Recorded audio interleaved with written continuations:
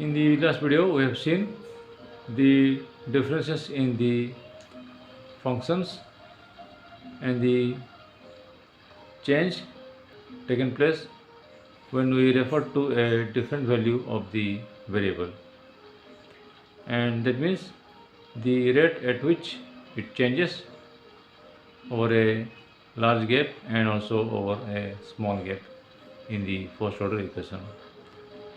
And now we will shift over to the second order equation and see how the differences are seen when you take the gaps of the small spans and also for the large spans, and you will compare the two cases and see whether the pattern of change that takes place for a large span and also for the small span is applicable for all values of the spans.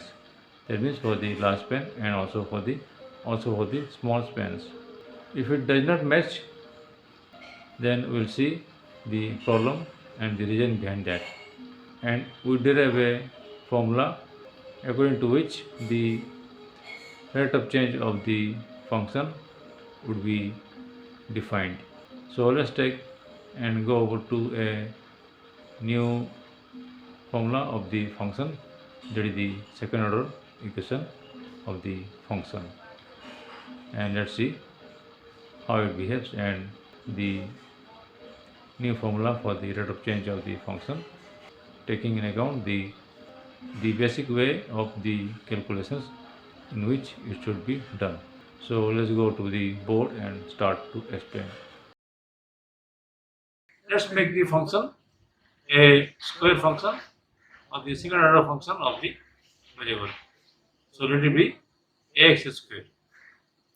So let's take the span, which is a major span.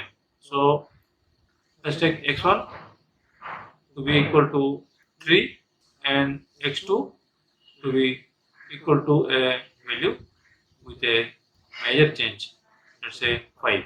So a being same, so a1 is equal to 2 into 3 square, that is 2 into 9, that is 18, and y2 is equal to 2 into 5 square, so that is 50.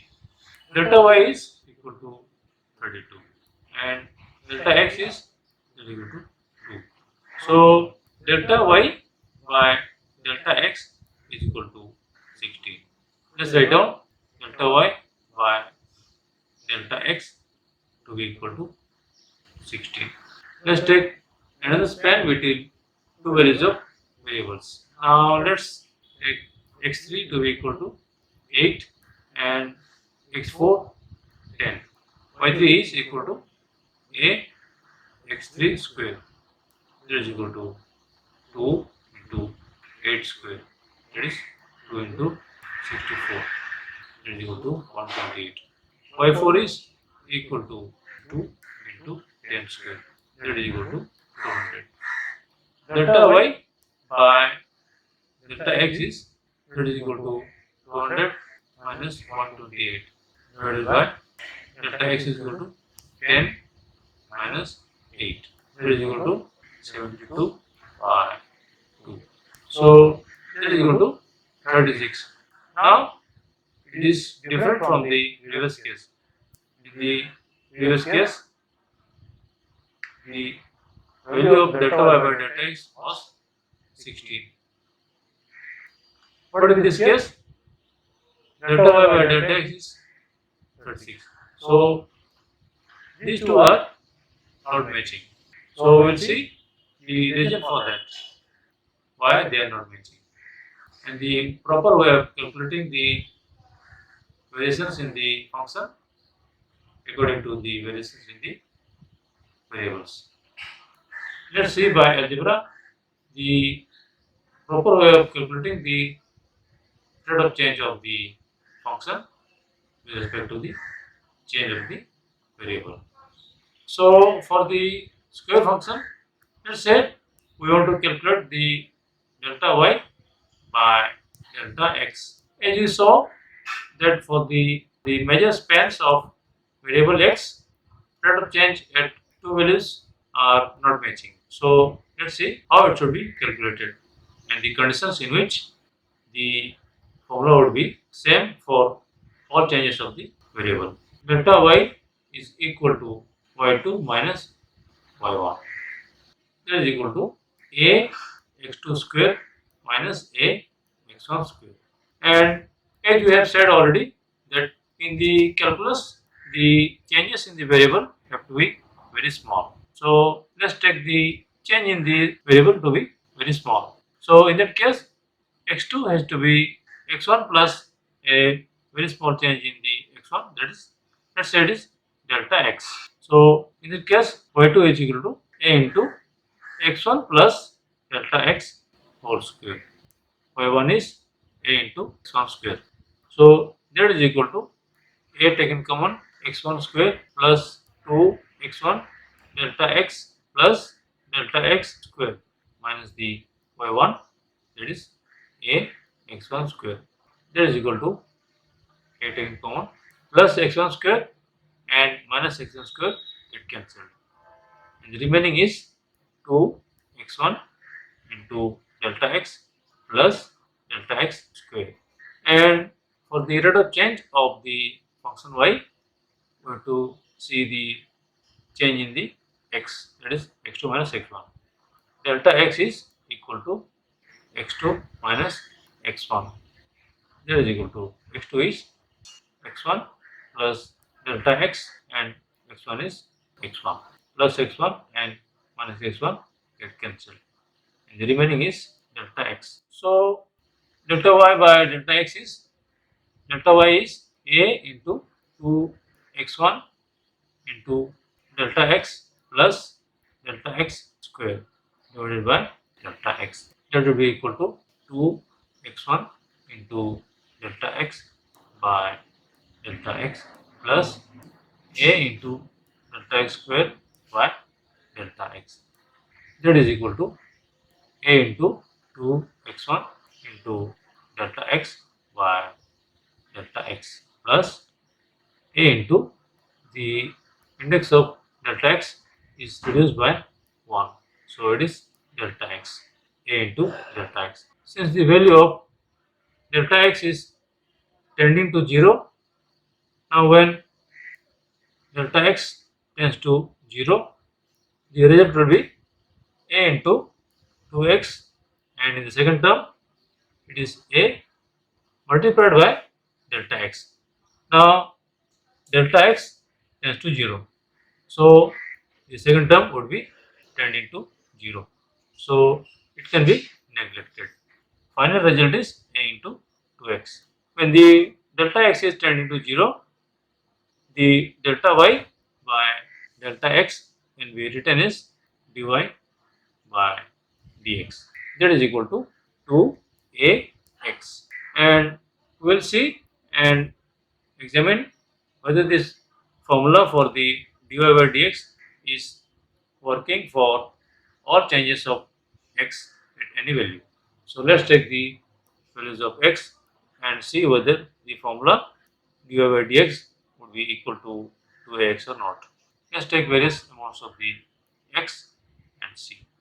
So let's take x1 to be equal to 5 and x2 such that the change in x1 is with a very small amount, let's say 5.01. So y1 is equal to a into x1 square, that is equal to 2 into 5 square, that is 2 into 25, that is equal to 50.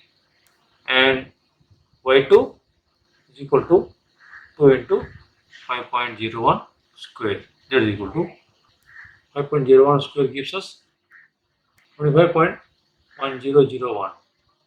2 into 25.100, that is equal to 50.2002.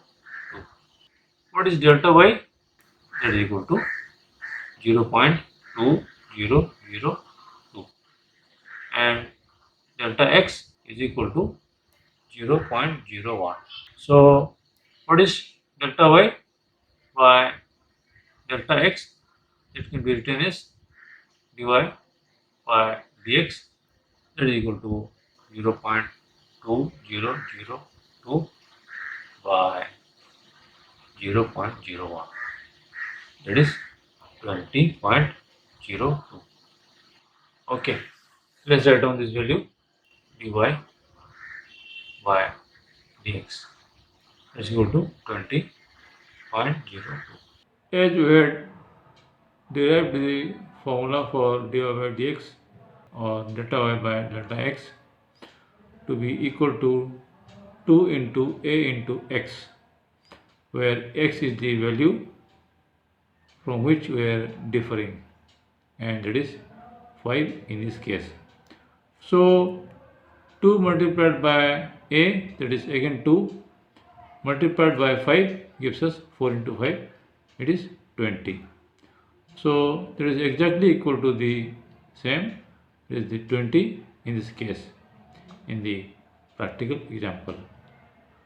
So let's take another value of x from which we will be differing by a very small amount and see whether the formula of 2ax is still working or not, because this might be a coincidence between the formula that we derived and the practical example.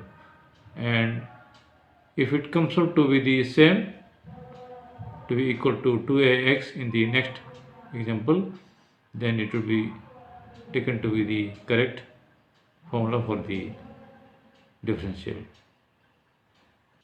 Let's take another span and see and compare it with this value. Let's take x3 is equal to 7 and x4 is, let's say, 7.001. So y3 is equal to 2 into 7 square and y4 is equal to 2 into 7.001 square. So it is equal to 2 into 49, that is 98, and y4 is equal to 49.014001, and that being doubled gives us 98.028002. So delta y is equal to 0.028002 and delta x is 0.001. So delta y by delta x, which is written as dy by dx, is equal to 28.002. So let's see whether it is correct or not. The formula for dy by dx is equal to 2ax. 2ax is 2 into a is 2 into again 7. So that is equal to 4 into 7. That is equal to 28. So this is exactly what we have calculated here. So we saw in two cases that when the variable x was divided by a small amount, so the rate of change of the function is found out to be exactly equal to the formula derived by the equation where we took the delta x to be tending to 0. So this way the formula for the rate of change delta y by delta x could be written as dy by dx, which in calculus we call it as the differential. So this is the way in which the derivation of the function works as per the derived formula in the formula of the algebra, that is dy by dx is equal to 2ax for the function y equals to ax square. So this is all about in this video, and the next video is going to be a real interesting one in which we are going to put the formula for finding out the changes in area in the circle and the changes in volume in the cube or the sphere. So please keep waiting for the next video to be published. Share this video among your friends so that they can also be benefited out of this. And please give it a like, subscribe to this channel so that you can get the interesting videos which may be for the junior students who can be really benefited out of this, so that by the time they get promoted to the next classes where this kind of the lessons are included, they get a earlier and the advanced information about this, so that they do not face the problem in understanding this. Till next time, take care of yourselves. See you soon in the next video. Bye bye.